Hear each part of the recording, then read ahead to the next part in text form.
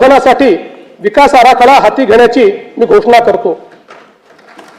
अध्यक्ष महोदय, हे भाषण करताना माझे मन अत्यंत जड झाले आहे।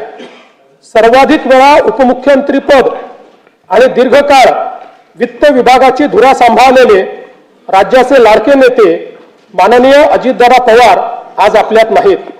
त्यांच्या जाण्याने राज्याच्या सार्वजनिक जीवनात आणि प्रशासनात कधीही भरून न निघणारी मोठी पोकळी निर्माण झाली आहे। त्यांनी एकूण 11 वेळा राज्याचा अर्थसंकल्प मांडला। अजितदादा व अर्थसंकल्प हे नाते दृढ झाले होते। त्यांच्या करड्या शिस्तीमुळेच महाराष्ट्राची वित्तीय स्थिती कठीण काळातही स्थिर राहिली। काम करणारा माणूस ही त्यांची ओळख आणि त्यांनी दिलेली विकासाची दिशा आजही आपल्याला प्रेरणा देत आहे। त्यांना श्रद्धांजली म्हणून सर्व मान्यवरांची चर्चा करून त्यांच्या व्यक्तिमत्वाला साजेसे भव्य स्मारक उभारण्यात येईल। तसेच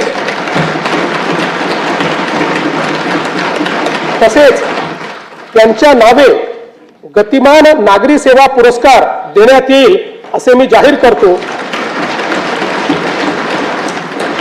दिवंगत अजितदादांच्या स्मृतींना आजचा हा अर्थसंकल्प मी समर्पित करतो।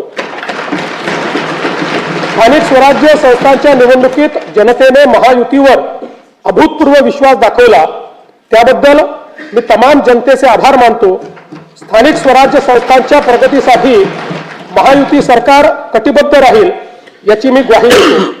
16व्या केंद्रीय वित्त आयोगाने केलेल्या शिफारसीनुसार पुढील 5 वर्षांमध्ये राज्यासाठी भरीव निधी प्राप्त होणार असून आपत्ती व्यवस्थापनासाठी केंद्र शासनाने वाढीव निधी देण्याबाबत राज्याची मागणी मान्य केली, याबद्दल मी भारताचे प्रधानमंत्री श्री नरेंद्र मोदीजी यांचे मनपूर्वक आभार मानतो।